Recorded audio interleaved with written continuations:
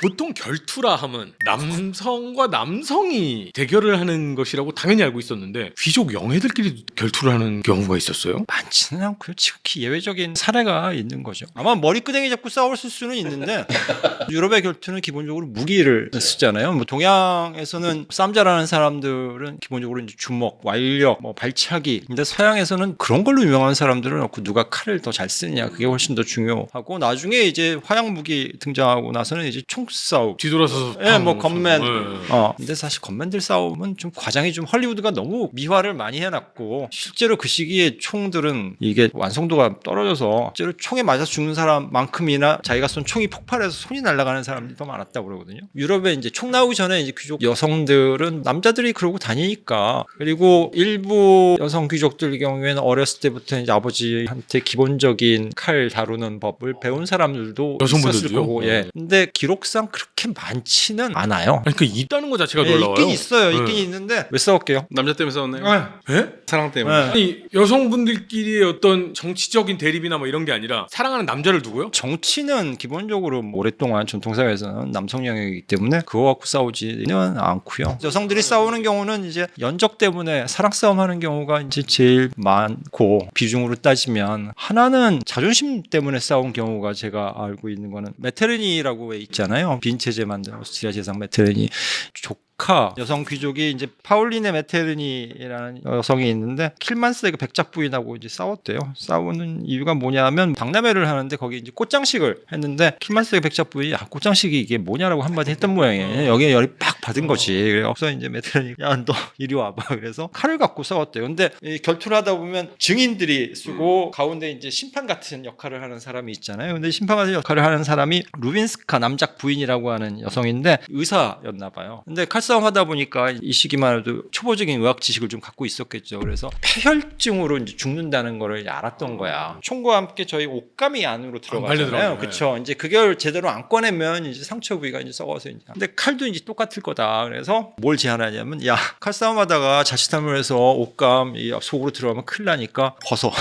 그래서 둘이 웃장을 까고 싸웠다고 해요. 그리고 상의 탈의를 하고 네, 상탈하고 아무튼 상탈하고 칼싸움을 했었다는 이야기가 있고 그 프라도 미술관 마드리드에 있는 프라도 미술관에 가면 호세 데 리베라라고 하는 이제 17세기 이탈리아 화가의 그림이 있는데 그림의 제목이 여인들의 결투라고 하는 제목인데 사실 이거는 뭐 16세기 나폴리에서 벌어졌던 결투를 묘사한 거라고 하는데 제가 기록을 찾아봤는데 잘 못 찾겠더라고요. 이 결투가 진짜 있었는지 없었는지. 근데 이거는 남자 때문에 싸운 거고 제가 잘 아는 거는 이제 18세기 진짜 바람둥이 중에 하나가 혹시 리슐리에라는 이름 들어보셨는지 모르겠는데 리슐리에 그러면 루이 13세 시대의 추기경 재상이거든요. 되게 유명한 정치인이고 근데 얘 5대 손이 있어요. 리슐리에 공작 자귀를 물려받은 이제 저 밑에 이제 손잡벌 되는 후손이 있는데 얘는 정치적으로 유명한 애가 아니라 더럽게 바람둥이였어요. 그냥 치마만 두르면 이제 쫓아다니고 꼬시고 뭐 하는데 애인이 누구였냐면 폴리니악 백작 부인이라는 애인이 있었나 봐요. 근데 당연히 이제 오래 안 갔죠. 그래서 새 여자를 만나는데 이게 네를 후작 부인이래요. 그래서 둘이 이제 질투에 휩싸여서 폴리니악 백작 부인이 이제 결투를 신청을 했고 이때도 총으로 쐈나 봐요. 그래서 근데 이게 스카프 한 장거리를 두고 서로 마주보고 총을 쐈대요. 근데 스카프가 무지 컸거나 요 정도네 거의. 근데 넬 부인이 먼저 쐈는데 총이 빗나갔다는 거예요.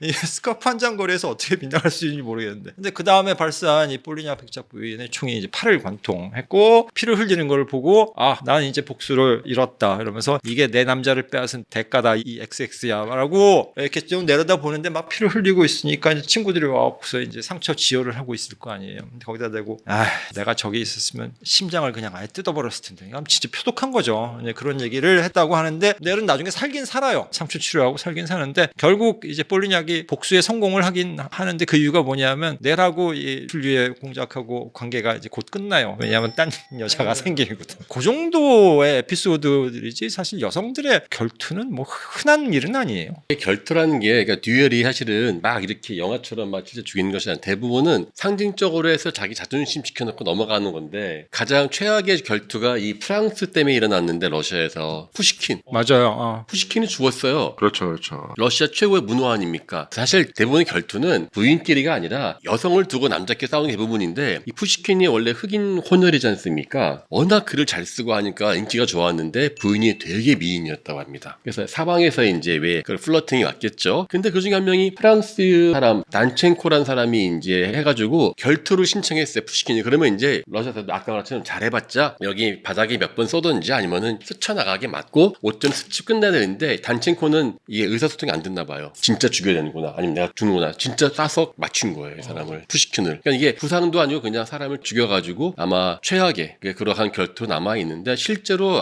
여러 기록을 봐도 결투로 누가 한 명이 죽어서 끝난 경우는 많지는 생각보다 않아요. 아, 결투가 그냥 서로의 자존심을 세워주기 위한 그렇죠. 도구로서 마무리 짓고 끝내야 되는데 그렇죠. 야 이거 큰일 났네 이거 이렇게 하고서는 단첸코가 나쁜 놈이 아니라 내 생각에는 말이 안 통했을 것이다. 이 사람이 정확한 결투였죠. 그렇죠. 룰을 이해를 못하고 했을 것이다. 이렇게 죽이기 이야기하죠. 위한 게 아니라 자기 명예 때문에 싸우는 거거든요. 근데 결투는 법적으로 얘기하면 사적인 방식의 문제 해결이에요. 저희는 뭐 모욕을 당했다. 네네. 아니면 누가 나를 쳤다라고 하면 경찰서에 가죠. 그다음에 검찰에 고발을 하고 쉽게 해서 공권력을 통해서 내 문제를 해결하려고 하는데 결투는 뭐냐면 나 공권력 따위는 무슨 공권력이야. 씨, 내가 당한 모욕이 있으면 너 잠깐 있다가 옥상으로 올라와. 뭐 이게 결투거든요. 옥상 따라와. 그건 뭐냐면 난 공권력에 의지하지 않고 내 문제는 내가 알아서 처리하겠다. 이게 전형적인 귀족들의 사고방식인 거예요. 일단 귀족들은 칼을 차고 다닐 수 있는 특권을 갖고 있었고 평민들은 못 차고 다니지만 니들 평민들은 뭐 억울한 일을 당하면 뭐 왕에게 뭘 하지만 난 왕 따윈 필요 없다는 거지. 문제는 내 스스로는 내가 해결했다. 이게 어떻게 보면 자기의 사회적 지위와 독립심 뭐 이런 거에 대한 표현 그게 이제 결투로 나타났다라고 이해해야 합니다. 내 문제 해결은 내 스스로가 할 수 있다라는 귀족 마인드가 결투로 이 표현이 되는 거고. 네. 물론 이제 중세 때는 사실 사법기구가 발달하지 않았을 때는 재판 중에 하나가 결투 재판이라는 게 있었거든요. 법정에서도 실제로 뭐 네, 총 들고 그래서 싸우고 막 그런데 무슨 싸우고 나서 하느님이 당연히 정의로운의 편을 들 거고 걔를 죽이진 않을 거니 결투에서 이기면 승소한 거고 너무 웃겨. 지면 패소한 거고. 아니 변호사 둘이서 그래 알았어 그럼 서로 총 쏴봐. 맞췄네? 역시 하나님은 네 편인 거 보니까 네가 맞네. 이게 지금 재판의 그게 방식이었다는 중세 거잖아. 때인데 그건 좀 일찍 사라지고요. 왜냐하면 왕이 그걸 계속 보고 있을 리가 없잖아요. 왕은 자기 권력을 계속 강화하려고 하는데 왕의 권력을 강화한다는 건 뭐 기본적으로 사법권이죠. 사법권을 자기가 혼자서 독차지하고 장악해야 하는데 그러다 보면 왕의 법정이 발달하게 되고 왕의 법정에 사람들이 의지하게끔 만들어야 되고 그래서 16세기 이후로 프랑스에서는 왕이 지속적으로 결투 금지령을 계속 내려요. 근데 이거를 계속 반복을 해요. 그 얘기는 뭐냐면 결투 금지령을 내리는데 아무도 그걸 따르려고 하질 않아. 꽤 오래 가죠. 그래서 마지막 결투가 20세기 초까지 이어지니까. 그러니까 귀족들의 그런 마인드가 결국은 왕권과 계속해서 대립을 한 거네요. 그렇죠. 아. 그 말씀을 들어보면 지금 이제 한국에서도 법적으로 사적 제재를 금지하고 있잖아요. 그 얘기는 역설적으로 그만큼 공권력이 더 강력해졌고 더 신뢰를 받고 있다 이렇게 생각해 볼 수 있을 것 같아요. 근데 사실 가장 사적인 부분이 가족이잖아요. 가족 중에서도 부부. 야, 우리 문제는 우리가 해결할 테니 좀 건들지 말아라. 라고 하면서 가장 괴로워하셨던 게 헨리 8세 아니십니까? 아, 그렇죠. 예, 예. 이혼 좀 해달라고 하는데 그렇게 교황이 안 시켜줘서. 가톨릭 교회에서는 사실 이혼이라는 게 없거든요. 그렇죠. 이혼 한번 결혼한 것이에요. 이혼이 없고 혼인 무효가 있어요. 나는 절대 이혼하지 않겠다라는 맹세를 그 신부님 앞에서 해야 되잖아요. 그래서 이혼을 하게 되면 벌을 받죠. 조당에 걸리게 되고 그러면 그 기간 동안은 성체도 빵과 먹는 거 금지당하고 뭐 이제 이런 제재 조치가 있는데 그러니까 이게 뭐 요즘 같으면 별 문제가 안 되겠지만 헨리 8세 시기에는 이제 문제가 됐던 것 같아요. 얘 빨리 다시 다른 그 다음 여자 엠블린하고 결혼해야 되는데 교황은 안 해주고 그다음에 8세 첫 번째 와이프 되게 집안도 빵빵하거든요. 스페인 출신이다가 그래? 싫으면 관둬 그럼 나도 개혁할래라고. 그래서 이제 수장령 영국 교회 대장은 교황이 아니라 이제 영국 왕이다라고 그냥 탁 선포해 버리는 거죠. 문제는 한번 그렇게 하니까 이제 재미가 들려는지 5번을 더 하죠. 그래서 이혼하기 위해. 네, 영국 학생들은 그거 외운다고 그러더라고요. 그래서 농담처럼 들었는데 첫 번째 부인은 이혼이고 두 번째는 사형이고 세 번째도 죽었고 네 번째 뭐 여섯 번째까지 있는데 그 6명 왕비가 어떻게 죽었는지를 그 수업 시간에 외운대요. 그래서 뭐 문제 나오겠네요. 다음 중 뭐 사형으로 뭐 그러니까 헨리 8세의 성공회가 개신교회 중에서는 가장 로마 카톨릭과 가까운 교회입니다. 이혼 문제 때문에 분리가 되긴 했지만 성사 측면이라는 면에서는 개신교회보다 훨씬 형식적으로는 굉장히 카톨릭과 거의 비슷하죠. 이혼 관련해서 이제 고대 이집트 이야기를 조금 드리자면 고대 이집트는 벌써 뭐 3,000년 전 뭐 이럴 때도 이혼 이혼을 쉽게 할 수 있었어요. 법적으로 이혼이 보장이 돼요. 그리고 이혼을 청구할 수 있는 권리가 이집트는 남성에게만 있는 게 아니라 여성에게도 있어요. 그러니까 여성도 우리 남편이 나를 되게 멀리해 이혼 청구할 수 있었어요. 실제로 그래서 이혼이 이루어진 사례들이 많이 있고 또 그런 경우에는 보통 이 경제권은 남편한테 주로 있으니까 남편이 엄청나게 위자료를 줘야 돼. 위자료를 줘야 돼요. 이거는 사례마다 판례마다 다른데 결혼 지참금의 절반을 줘야 된다. 결혼 지참금의 뭐 3분의 1을 줘야 된다. 아니면은 자기 전 재산의 3분의 1을 여성에게 줘야 된다. 뭐 이런 판례들이 나옵니다. 그리고 메소포타미아족도 되게 다양한 사례들이 나타나지만 기본적으로 메소포타미아족에서는 여성이 남성에 대해서 이혼을 요구할 권리는 없었거든요. 대체로 이혼 자체가 남성에 의해서만 이루어지지만 이집트 같은 경우는 여성도 요구할 수가 있고 또 이혼을 할 때 이집트 쪽에서는 항상 남성이 이런 선언을 해야 돼요. 이제 너는 나의 아내가 아니다. 너는 원할 때 언제든 다른 남편을 맞이할 수 있다. 이 선언을 해야 합니다. 그리고 당연히 이혼을 할 때는 공권력을 담당하는 관리도 와야 되고 그다음에 동네 커뮤니티 내의 증인들도 와가지고 같이 이제 서명을 해야 되는 그런 어떤 모습으로 이혼이 근데 이루어졌어요. 우리나라 예전에 드라마에서 보면 분쟁위원회가 있잖아요. 네. 거기서 남편은 아니 나는 그런 적이 없다. 엄청 사랑해줬다. 지금도 아낀다. 나는 이혼하고 싶지 않다. 그러면 이제 신고 선생님이 나오셔서 두 사람은 4주 후까지 생각을 잘 해보시고 돌아오십시오. 뭐 이렇게 하잖아요.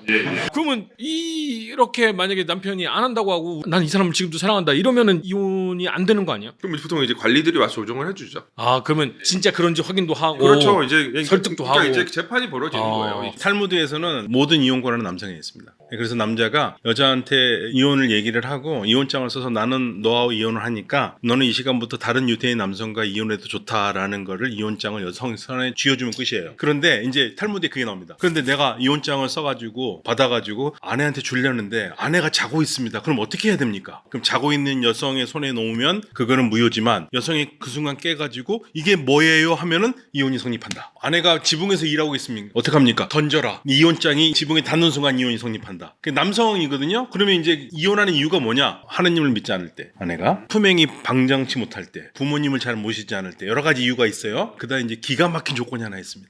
길을 가다가 네 아내보다 더 예쁜 여자를 발견했을 때. 탈무드에 나옵니다. 이게 제 말 아니에요. 탈무드에 나옵니다. 아니 우리가 항상 탈무드로 배우는 지혜, 탈무드로 배우는 아이들의 교육 이런 것만 봤거든요. 근데 탈무드에 길 가다가 네 아내보다 이쁜 여자를 보잖아? 그러면 이혼장을 써서 네 아내한테 쥐어줘. 그러면 이혼이야. 네. 이렇게 써 아, 있다고요? 써 있어요. 그러니까 탈무드라는 게 우리가 알고 있는 탈무드는 탈무드에 어마어마한 거에 코딱지만큼 있는 거예요. 이야기들만 있는 거. 탈무드는 미슈나에 대한 여러 가지 해석이 다 있는 거거든요. 그러니까 거기에는 법학 해석이 다 들어가 있는 거고 무슬림들도 굉장히 비슷합니다. 무슬림들도 여성과 이혼하는 건 남성에 달려 있어요. 남성이 아내한테 나 너랑 이혼할래. 그럼 일단 이혼이 성립돼요. 그러면 이제 여기서 뭘 봐야 되냐면 아내가 임신했을 수도 있잖아요. 그러면 이제 일단 기간을 기다려야 돼요. 아이를 낳을 때까지. 예. 아니 그러니까 만약에 임신했는지 안 했는지 임신했으면 아이 낳을 때까지 이혼 못 합니다. 아이 나오면요. 아이 낳으면 남자가 아이 갖고 여자하고 이혼이에요. 예. 그런데 이혼하겠다는 말을 했는데 하고 나니까 좀 심한 것 같다. 그래서 다시 이제 화해를 하고 살 수 있어요. 그래서 또 살다가 또 이혼을 선언해요. 그러면 또 이제 기간을 좀 떨어져 있어야 돼요. 근데 또 후회를 해요. 그러다가 살다가 마지막으로 세 번째 한 번 더 이혼하잖아요. 그러면 삼진 아웃입니다. 이거는 무조건 이혼해야 돼요. 아, 3번 말하는 순간 이제는 되돌릴 수 예. 없는 거야. 근데 이게 제일 나쁜 놈이 어떤 놈이냐면 한 번에 3번 하는 놈이 있어요. 그럼 어떻게 돼요? 난 널 이혼한다, 이혼한다 그럼 이혼이에요. 그러면 되돌릴 수 없는 이혼. 되돌릴 수 있는 이혼이죠. 재혼돼요. 그러니까 그럴 경우에는 일선법상 여자가 다른 남자와 결혼한 다음에 이혼하고 와야지만이 결혼할 수 있어요. 아, 이 사람과 다시 재혼하려면 다른 남자하고 다시 결혼하고 다시 이혼하고 와서 다시 만나는 수밖에 네, 없어요. 네, 그 이슬람법이고. 근데 이제 여성들이 그럼 이혼할 방법이 없느냐? 있어요. 남자가 성적으로 무능할 때, 아, 불구일 때. 예, 하느님을 믿지 않을 때, 이럴 때는 이혼을 청구할 수 있어요. 굉장히 까다롭네요. 예, 근데 전통사에서 제일 나쁜 남자가 어떤 놈이냐면요, 도망가는 사람이 있어요. 그러면 이 여자는 남편이 있는 상태인 거잖아요. 그렇죠. 평생 이 남자가 나타날 때까지는 이 남자가 죽었다는 소식이 들 때까지 결혼 상태이기 때문에 어떤 남자도 못 만나요. 우리가 그 크리스찬들의 결혼과 무슬림의 결혼이 다른 점이 그거거든요. 우리 크리스찬 결혼을 할 때는 결혼이라는 게 라틴어로 사크라멘툼이라고 그럽니다. 그러니까 성사라고 그래요. 성스러운. 그래서 하느님이 맺어주신 게 풀어지지 못한다는 거고, 로마 카톨릭을 중심으로 한다면 그리스도교는 결혼은 성사인데 무슬림들은 결혼은 계약입니다. 컨트랙트예요. 그래서 계약서를 씁니다. 아. 그게 달라요. 그러니까 실제로 결혼이 어떤 연애 감정이랑 결부되기 시작한 거는 굉장히 근대적인 현상이죠. 그리고 무슬림들은 사랑하기 때문에 결혼한 게 아니고 결혼하기 때문에 사랑하는 거예요. 그러니까 서양식 로맨스는 서양식 로맨스고 결혼을 한 다음에 사랑은 갖고 가는 겁니다. 결혼이라고 하는 계약 관계를 유지시키기 위해서 사랑이 발동되는 거지. 사랑이 결혼에 이르게 하는 원동력이 된 거는 사실 굉장히 최근에 19세기예요. 저는 그래서 개인적으로 결혼에 유효기간을 둬야 될 것 같아요. 법적으로. 임 교수님 말씀하시는 그 비슷한 결혼이 쉬아파에 있어요. 쉬아파에? 쉬아파에서 모따라고 여기 있는데 모따는 뭐냐면 남자하고 여자가 기간을 정해놓고 계약 결혼을 하는 거예요. 이제 원래는 이게 좀 남성의 성적인 면을 만족시키기 위한 결혼이기도 하거든요. 남자가 여자한테 똑같이 계약 결혼을 하는데 이게 뭐 홀대금은 똑같이 줘요. 대신 몇 시간부터 몇 달, 1년 이런 식으로 할 수 있거든요. 그래서 이제 순위파는 하는 말이 이거는 합법적인 매춘이라고 굉장히 비난을 하는데 이란에서 실질적으로 계약 결혼을 하는 사람도 있어요. 그래서 한번 신문에 나왔는데 그 여성이 뭐라고 그러냐면 한 번 이혼녀예요. 근데 이혼녀가 뭐라고 그러냐면 우리 같은 이혼녀를 누가 결혼하겠냐. 그래서 나는 이 남자하고 1년마다 한 번씩 계약 결혼을 한다. 그러면 1년 지나면 헤어지잖아요. 그럼 안 헤어지기 위해서 열심히 산대요. 그래서 해마다 이 갱신을 하면 긴장감이 높아져서 자기는 계약 결혼 좋다. 이 계약을 다시 하기 위해서 서로가 최선을 다한다. 네, 그래서 이제 그 계약은 누구 앞에서 하냐면 성직자 앞에서 합니다. 계약을.